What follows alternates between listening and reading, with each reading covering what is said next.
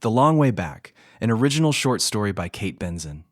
Welcome to a story about a country western singer who might have made it, but that word has a lot of meaning here and probably requires some explaining.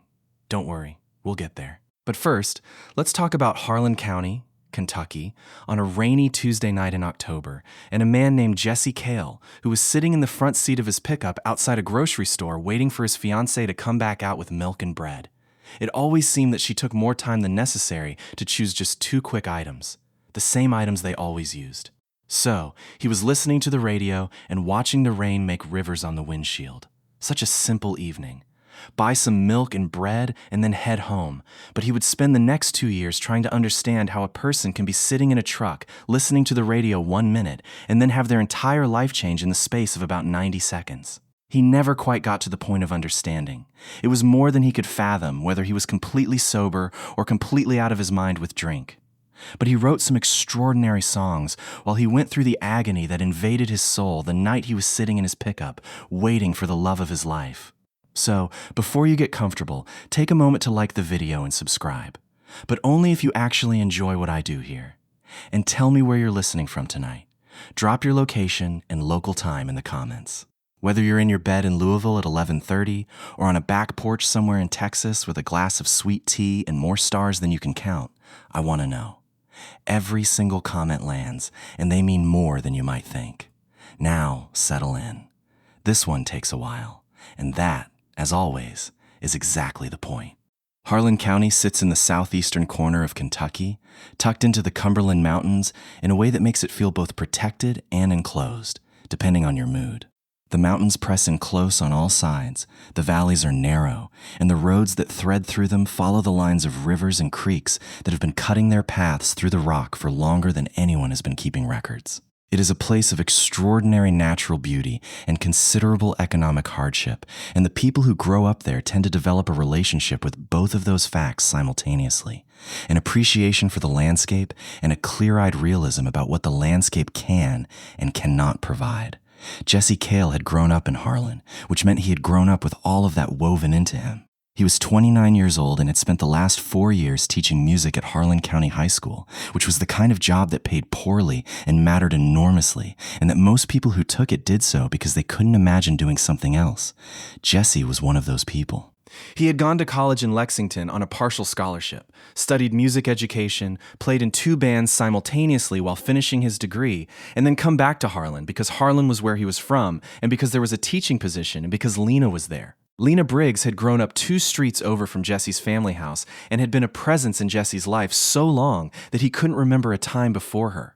They had dated from the summer after his junior year of high school through college, a long-distance thing that survived on phone calls and visits, and the particular stubbornness of 2 people who have decided that the other one is the right one.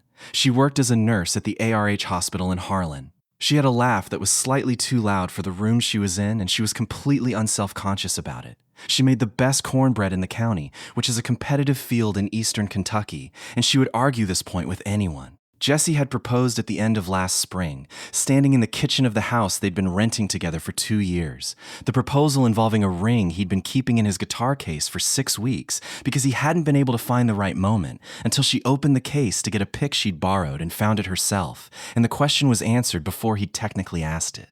They had planned to marry the following May. On a Tuesday evening in the 2nd week of October, Jesse sat in his truck at the far end of the parking lot at Food City, engine idling, radio on low.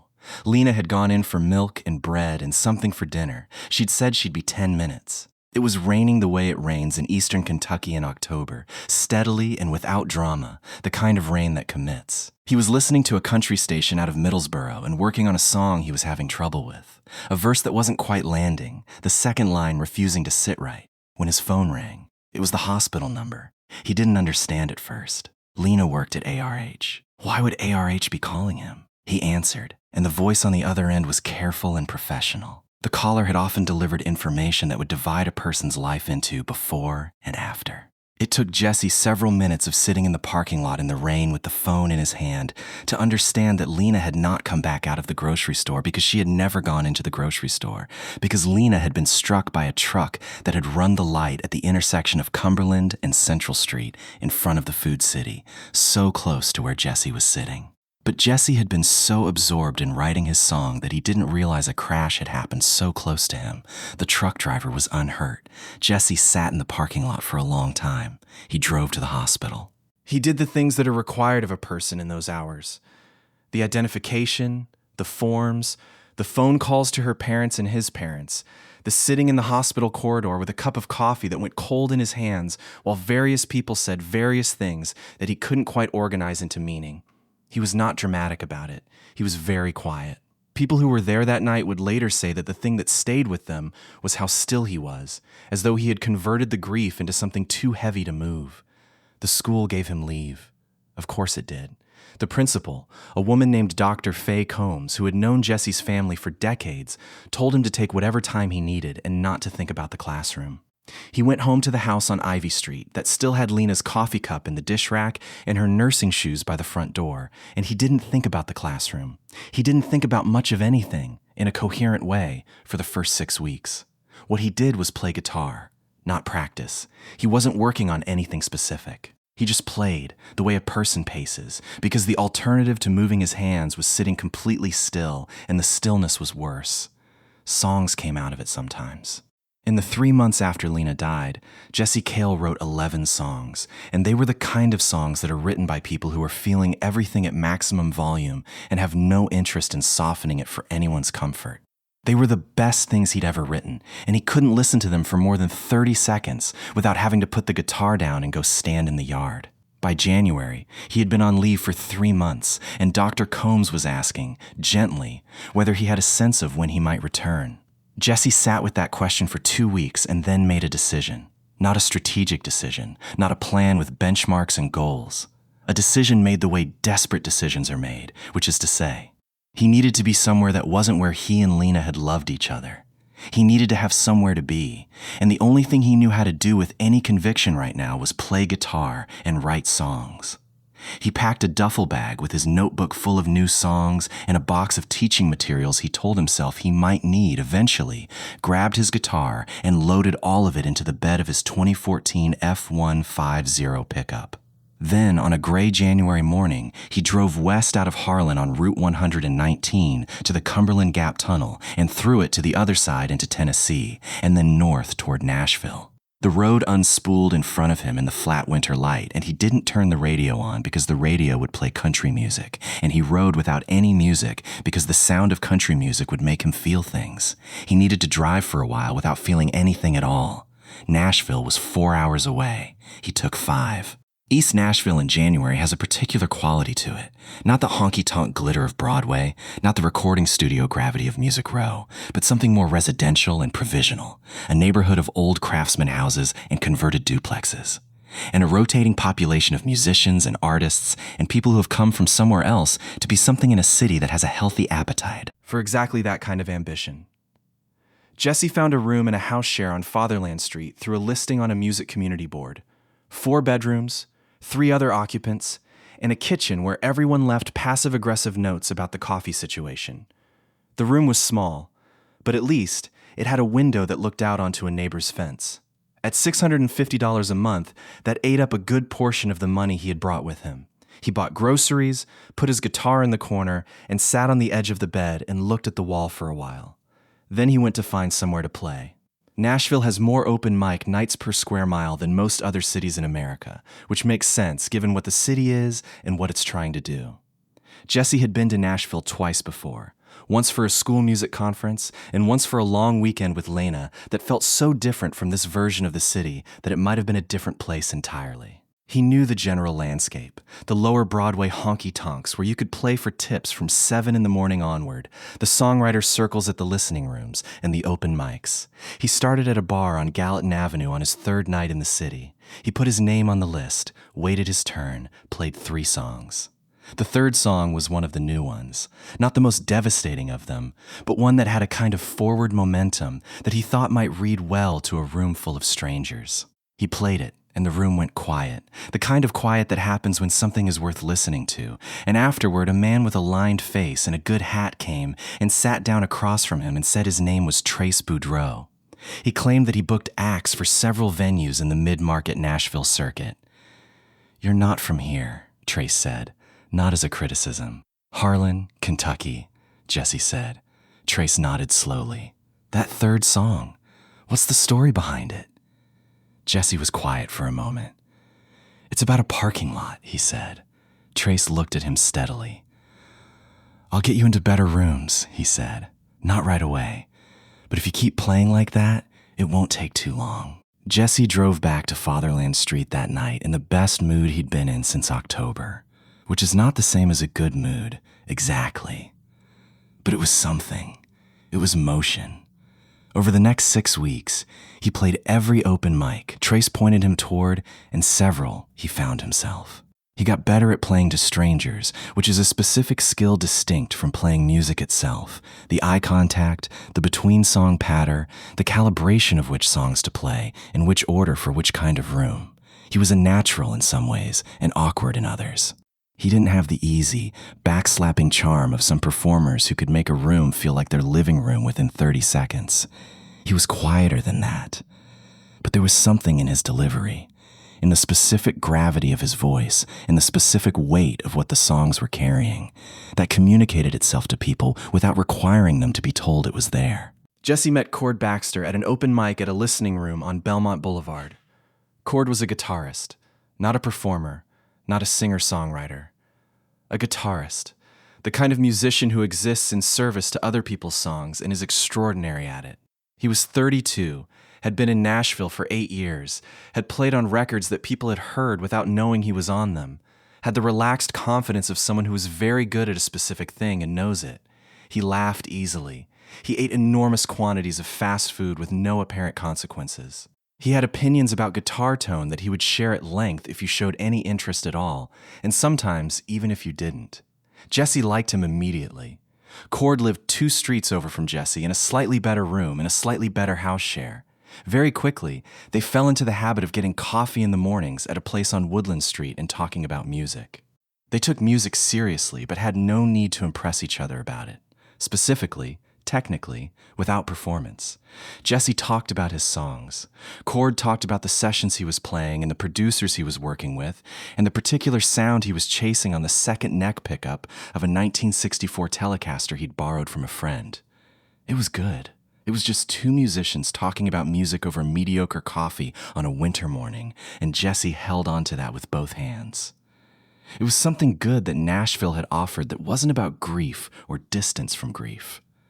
Nashville's music industry is not, it must be said, a place where innocence is preserved at great cost. It's a city that has been shaped by commerce and ambition and the specific kind of human longing that produces art. Those 3 things create an environment that is both inspiring and predatory, and unfortunately, often both at the same time. Jesse had not arrived naive.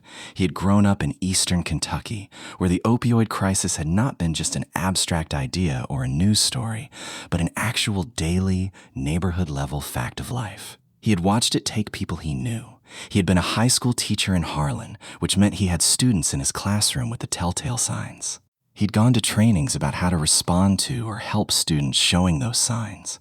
And of course, he had made more than one phone call to a guidance counselor. Had driven more than one student to a residential program in Lexington on a Saturday morning because the students' parents couldn't do it. Jesse could and did. He was not naive about substance use. He had a clear, unromantic, experiential understanding of what it looked like and what it cost. What surprised him was how normal it was in Nashville's music circuit. Not hidden, not shameful, not the dark secret of a few troubled individuals. Just present, part of the furniture. Trace started getting him into better music venues in early March. The songwriter circles, the industry listening events, the periodic house concerts that operated in the gray zone between a social gathering and a showcase. These events happened in bars and in private homes and in the back rooms of recording studios. These places had a rotating cast of musicians, producers, label representatives, publishers, managers, and hangers-on who formed the informal social infrastructure of the Nashville independent music scene. Jesse showed up to these events with his guitar and his notebook and his Coca-Cola. He had never started drinking, not for any particularly dramatic reason, just a personal preference. Of course, he'd try to sip when his friends did, but he couldn't stand it and spit it out. Drinking wasn't for him. So he played when it was his turn and listened when it wasn't. He always scanned the room to try and figure out who in the room was worth talking to. Unfortunately, he found that drugs were at all of the places where he was trying to become somebody to listen to. It wasn't blatantly obvious. Nobody was making an announcement. But the pattern became visible quickly once Jesse was looking around. Someone would excuse themselves from a conversation and then came back with slightly different energy. He noticed small, folded paper exchanges that happened during handshakes. The bathroom at the industry party where someone had not been sufficiently careful about covering their tracks and the porcelain was not quite clean. The particular wide-awake brightness in certain people's eyes at midnight after a long evening of events that should have tired them out. The pills that appeared on studio consoles the way that mints appear on hotel pillows, as a casual amenity. Jesse observed all of this. He said nothing about it. He was new here and he knew that he was new. He had learned in Harlan that you don't lecture people you don't have standing with. But he felt it pressing against him in a way that he hadn't anticipated when he had packed his truck on that January morning. He had thought Nashville would be about music. And yeah, it was about music. But the music was embedded in a culture that had a great deal else going on, and the great deal else was something he recognized. Cord knew Jesse saw it. They had gotten close enough by March that not much needed to be said explicitly. "You're not bothered by it," Cord said one morning, phrased as an observation rather than a question. "I'm bothered by it," Jesse said. "I'm just not surprised. Eastern Kentucky." "Eastern Kentucky," Jesse confirmed. Cord was quiet for a moment. "I'm careful," he said. Jesse looked at him. "Okay," he said. He wanted to say that being careful is what everybody says. He wanted to say that in Harlan, he had watched careful turn into something else in a length of time that was always shorter than the person expected. He wanted to say, "Hey, Cord, you are my closest friend in this city, and I need and want you to be all right." But he said, "Okay," because Cord hadn't asked him for anything else, and because saying more would be saying too much at a moment when too much would close the door.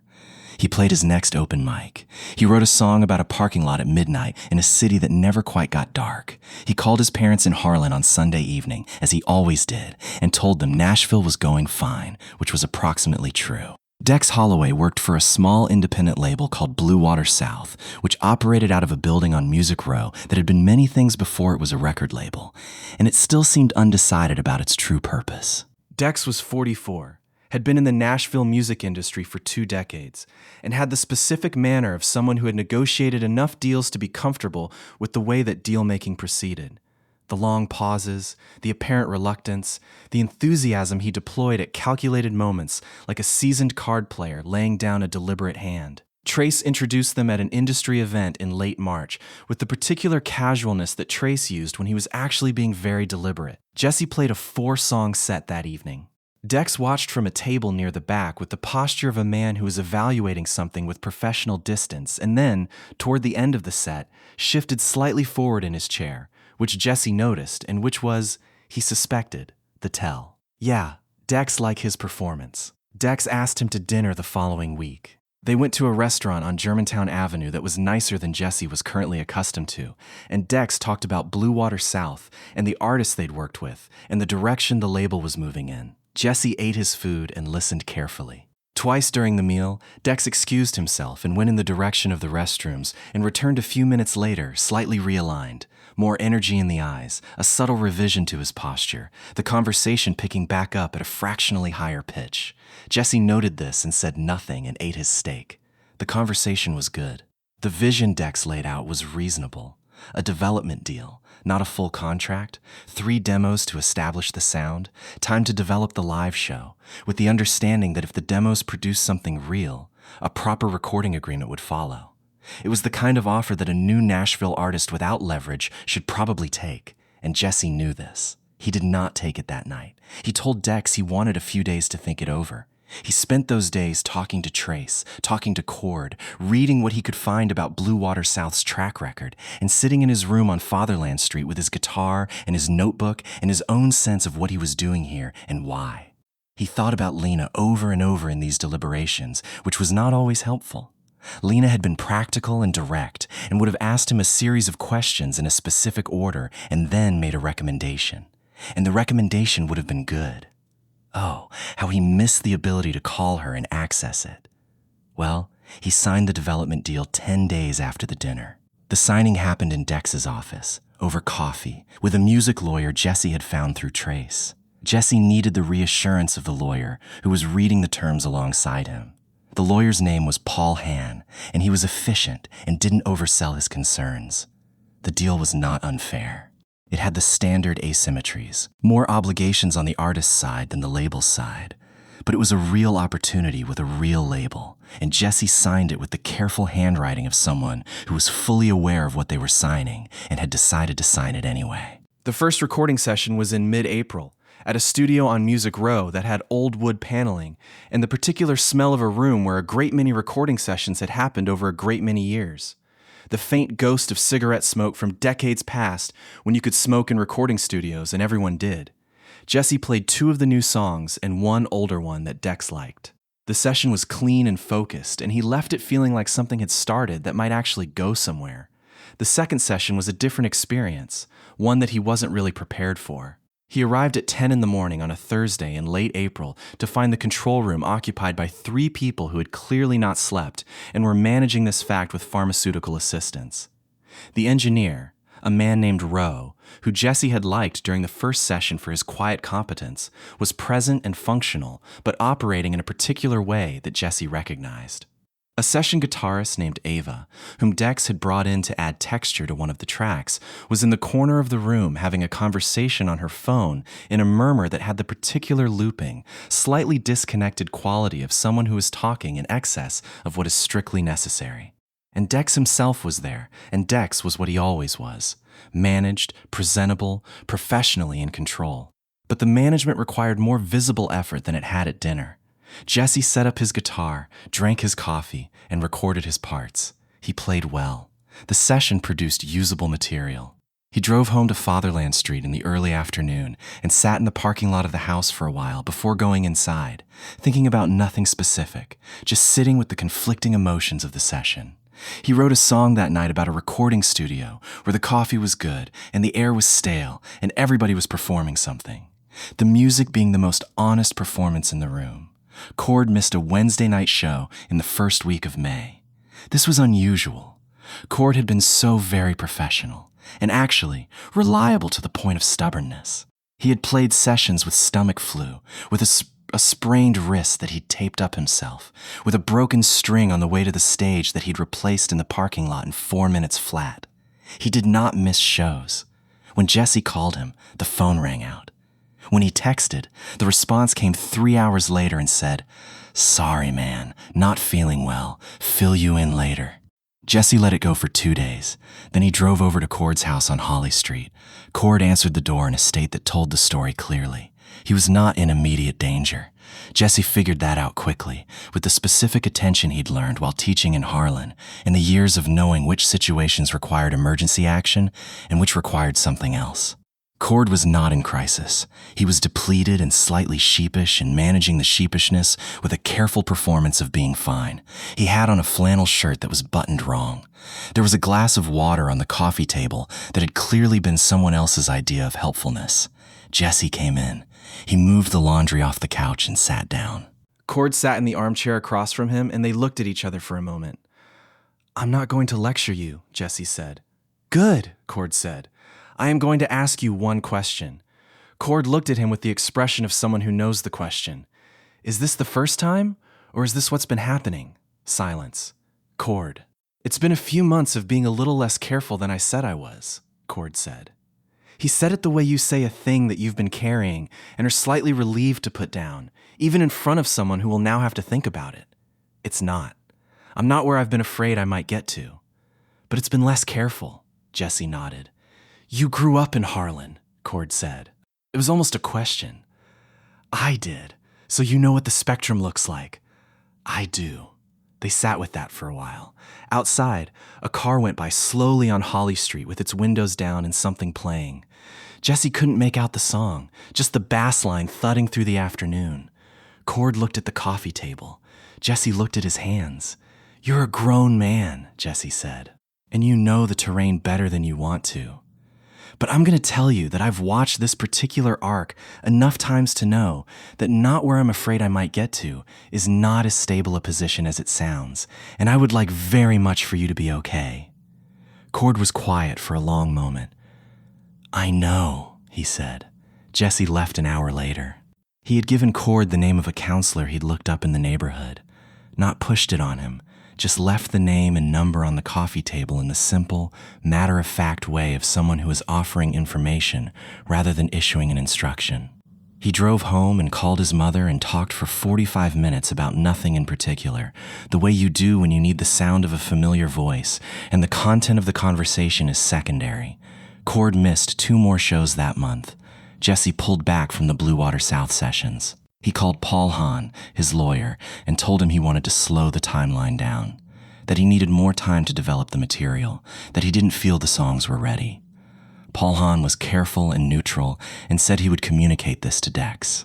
Dex called Jesse the following day and was perfectly pleasant about it, the way that people are often perfectly pleasant about, even though they are not pleased at all about it. He said, "Of course, take the time you need. The material is the most important thing." Jesse hung up and sat in his room on Fatherland Street and looked at his guitar in the corner and thought about what he was actually doing here and couldn't quite get the answer to come through clearly.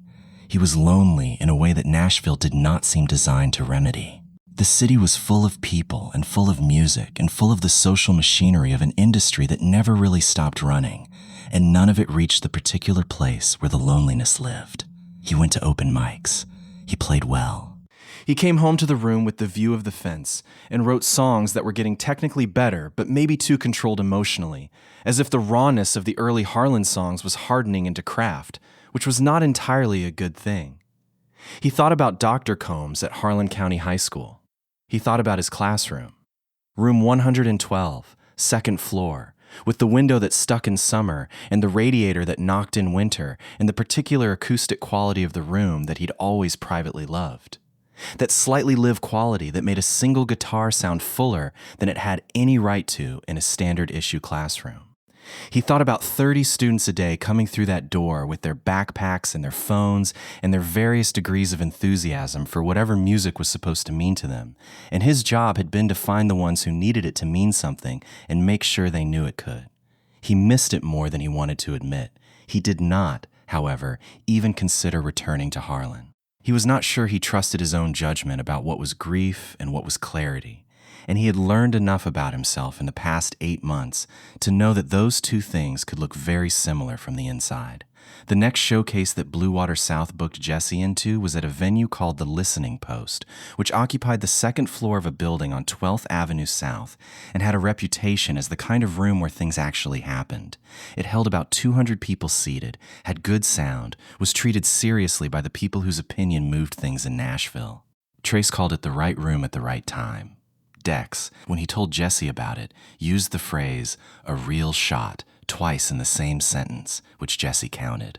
The showcase was on a Friday night in the middle of June. Jesse had 3 weeks to prepare, which he spent in a mode of focused, quiet work that reminded him of the days before a school performance. The specific productive seriousness of someone who is preparing for something that matters and knows how to do that. He worked on his set list.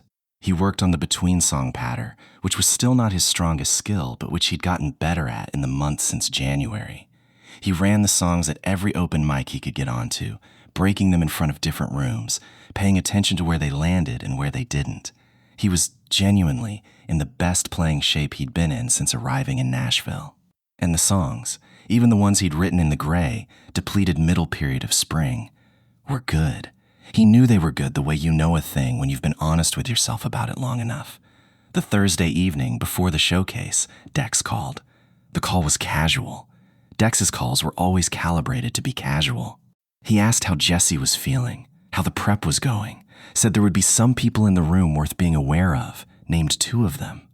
And then, near the end of the call, in the offhand tone of someone mentioning a minor logistical detail, "And listen, I know you don't usually, but if you want something to take the edge off before you go on tomorrow, that's something I can arrange." Some guys swear by it. Just an option.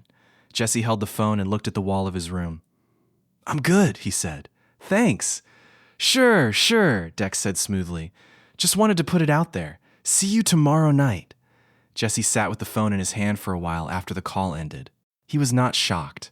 He had seen enough by now to know that this was how certain things were offered, as casually as you might offer a cup of coffee, as though the casualness made it smaller. But there was something about the timing, the night before the showcase, when he was most invested, most exposed, that had the particular quality of a moment that is designed to reach a person when their resistance is reduced.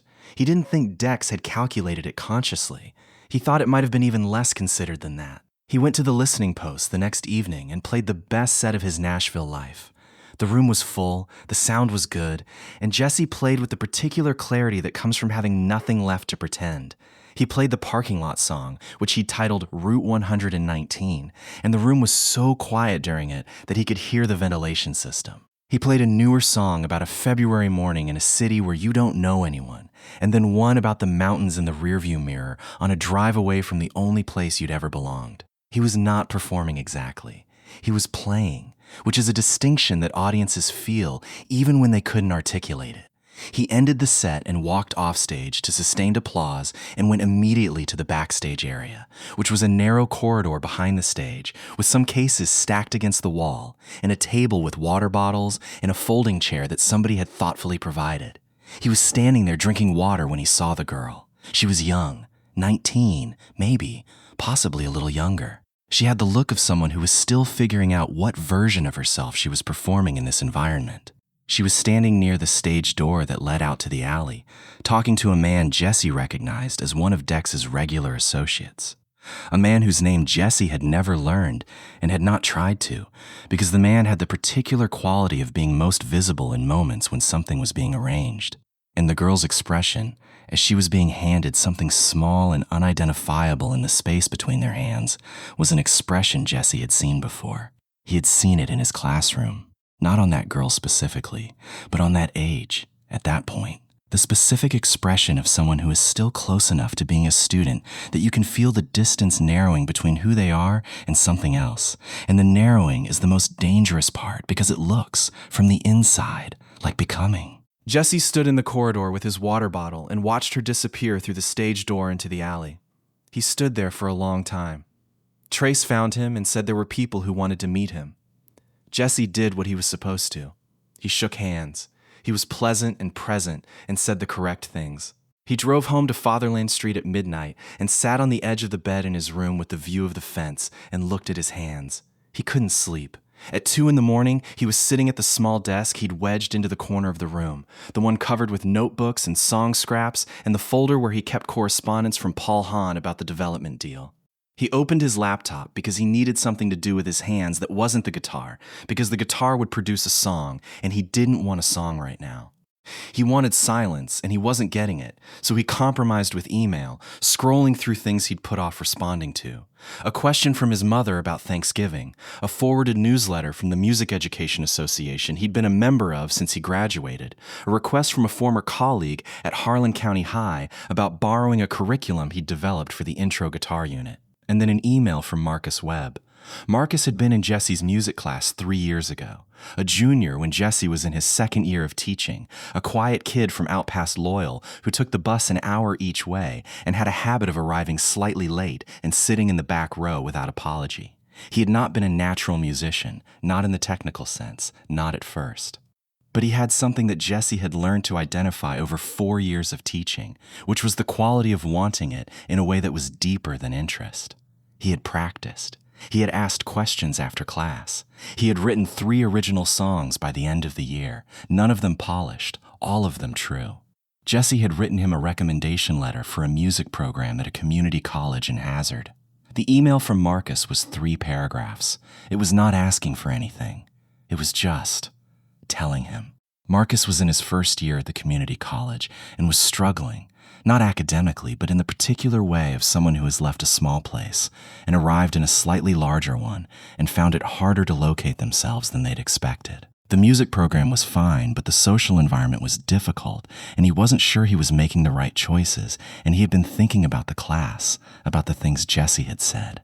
He didn't quote them exactly, but referred to them, the kinds of things a music teacher says to a class of high school juniors that turn out to mean something specific later when the context changes.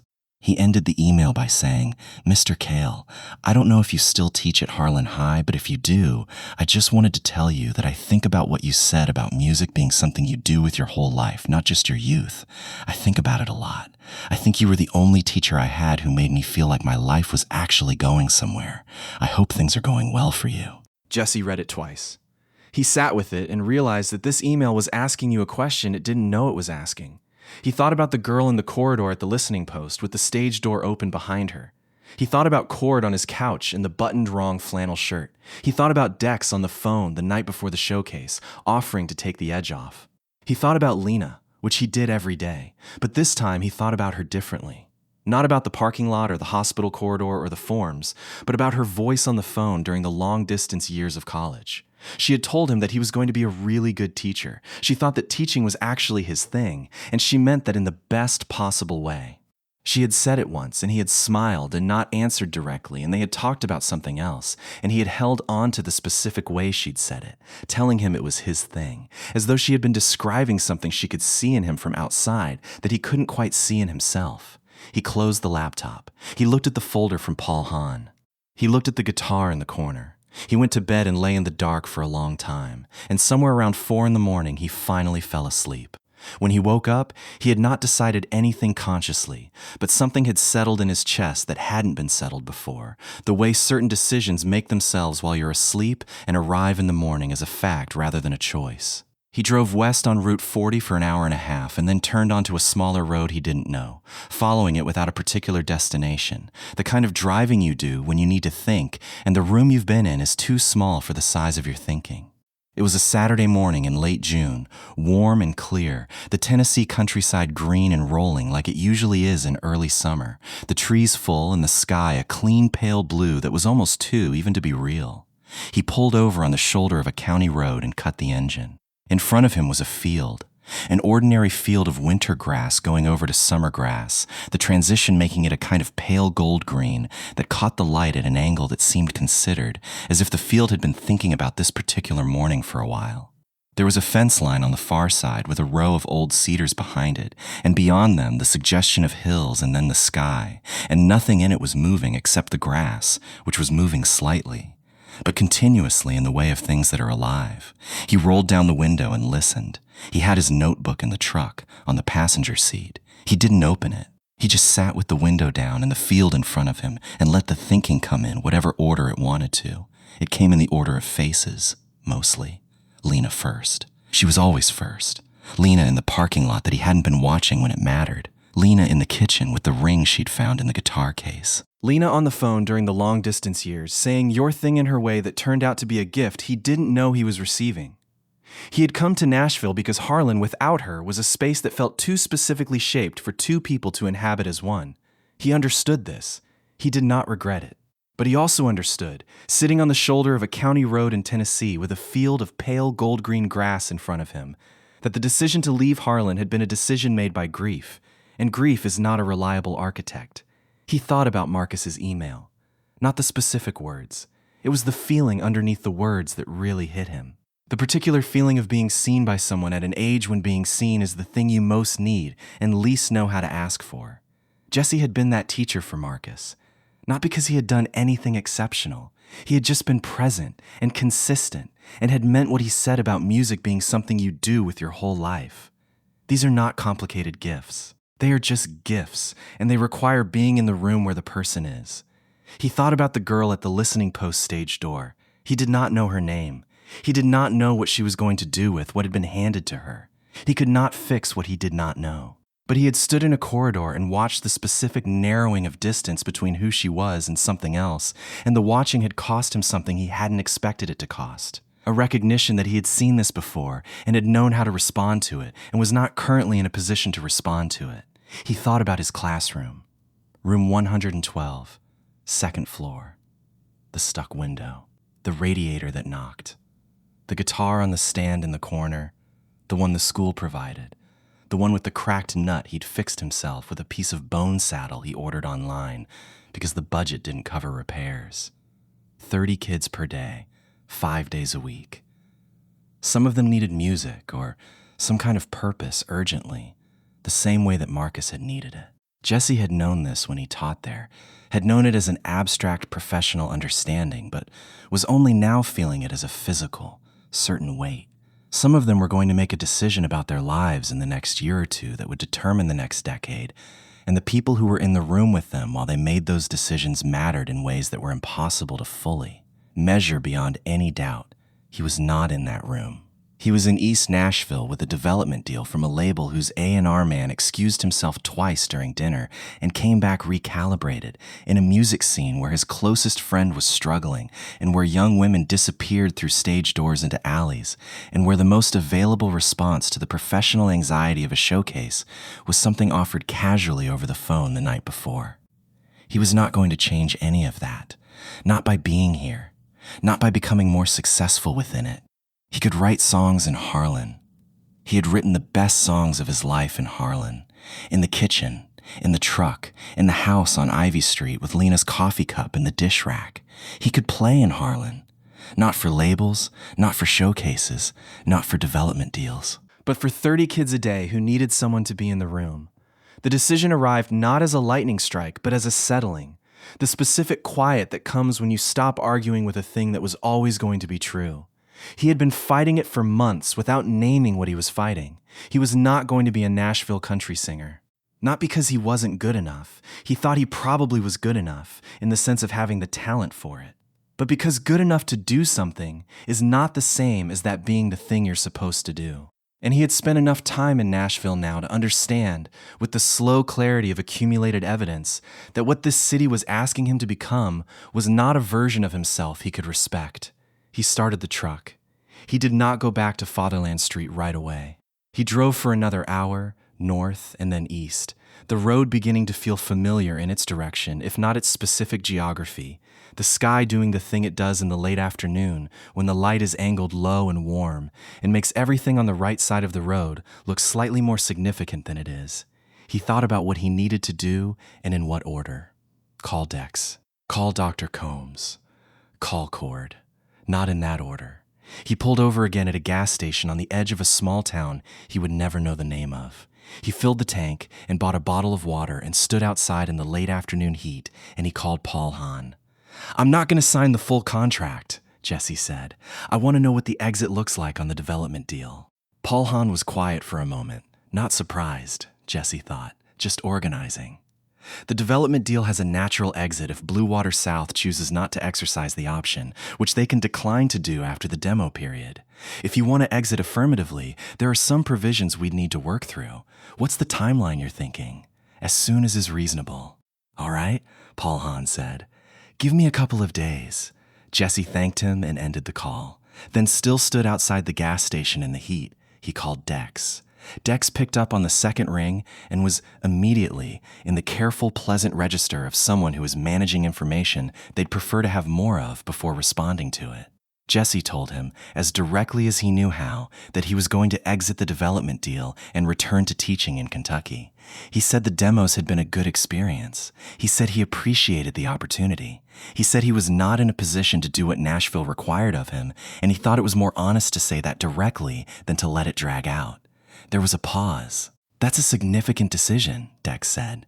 "Are you sure you want to decide that right now, when the showcase just went well?" "The showcase going well is part of why I'm sure," Jesse said. "I know what I'm walking away from.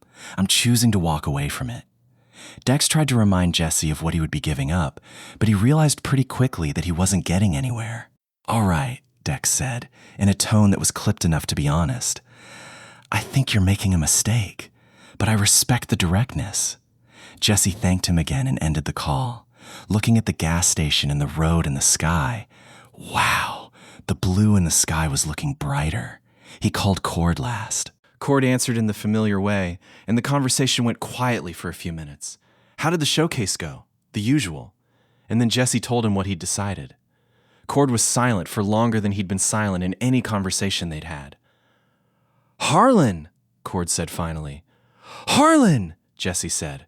"Back to teaching." Back to teaching. Another silence.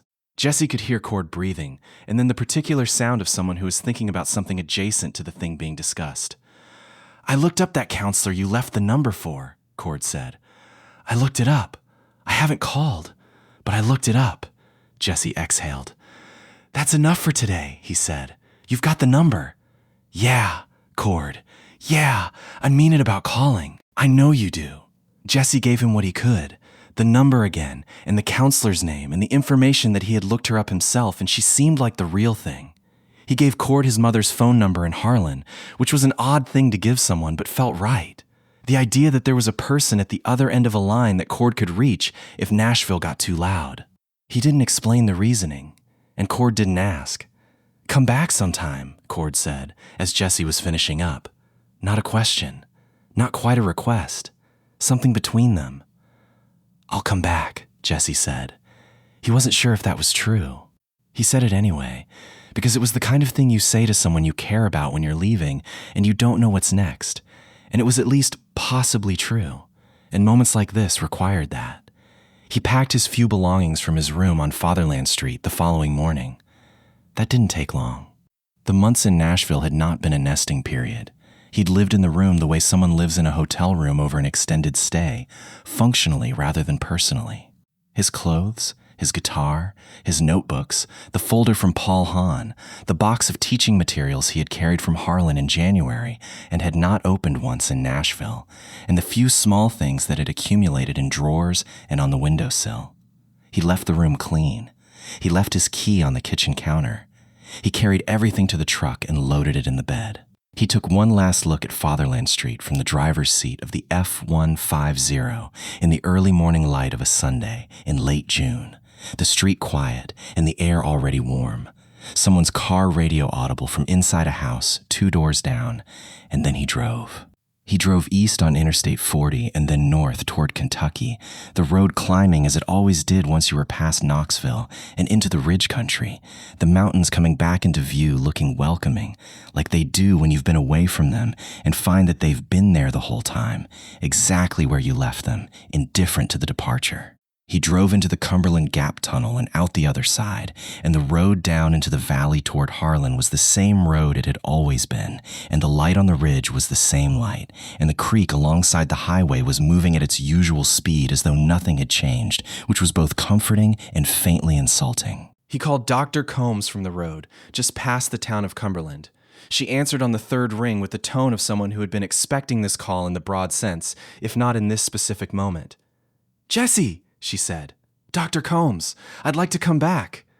A pause that was neither long nor short, just the pause of someone choosing words. "The position is yours," she said. "We've had a substitute for the spring, and she's good, but she's not you, and we'll be more than happy to have you back." "When are you thinking?" "August," he said. "Before the school year starts. I want to be ready."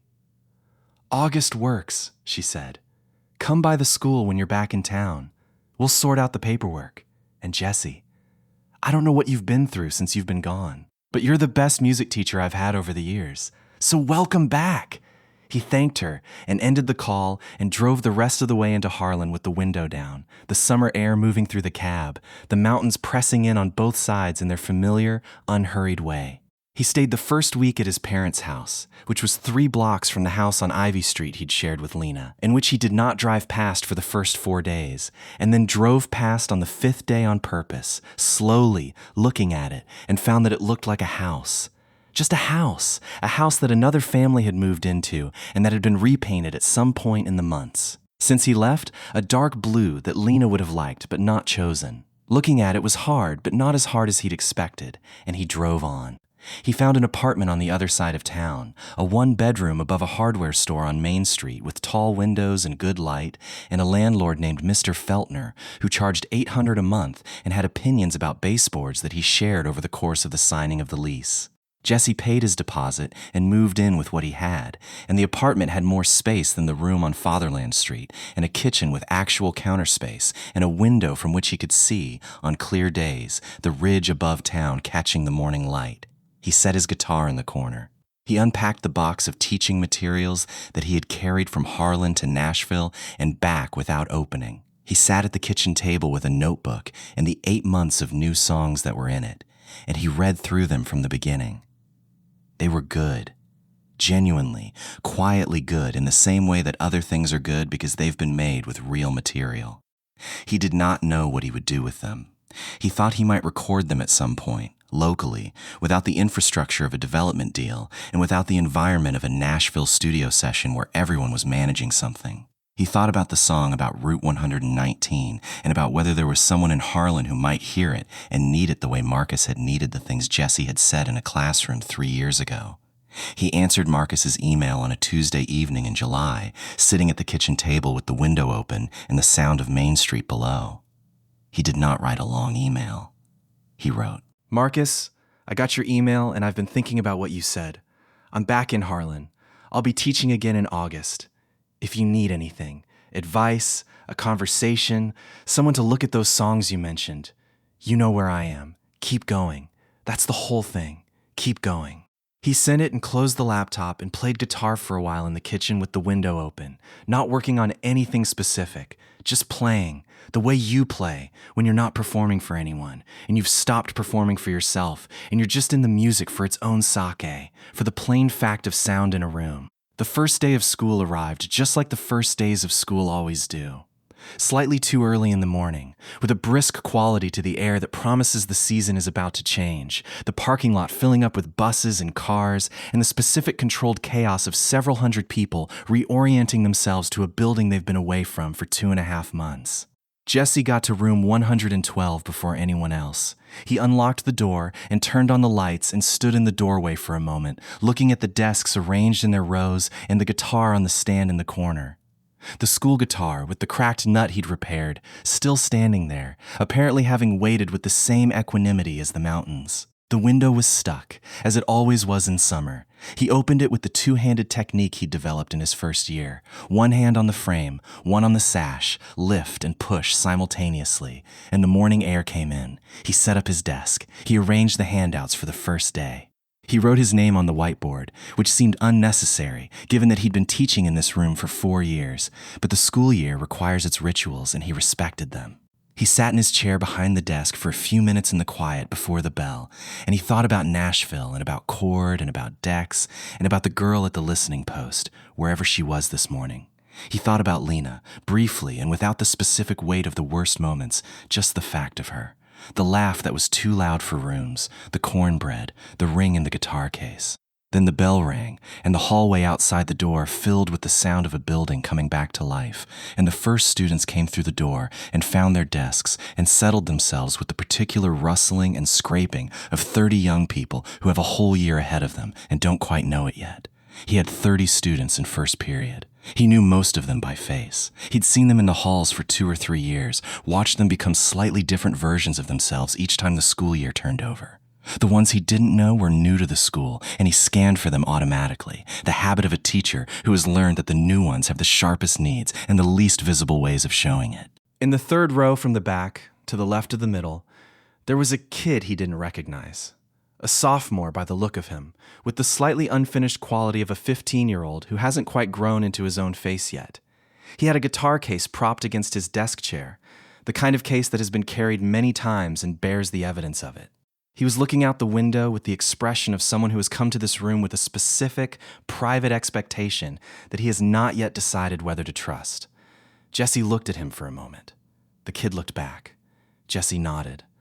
The small, specific nod of a teacher who has seen something worth seeing. He opened his attendance book and began. The morning light came through the unstuck window, falling across the third row from the back and the guitar case against the chair, and Jesse Cale, who had driven from Harlan to Nashville and back again, who had signed and unsigned a development deal, who had written 11 songs in the 3 months after the worst night of his life, called the first name on the list and waited for the answer. The room was quiet, but that would be temporary.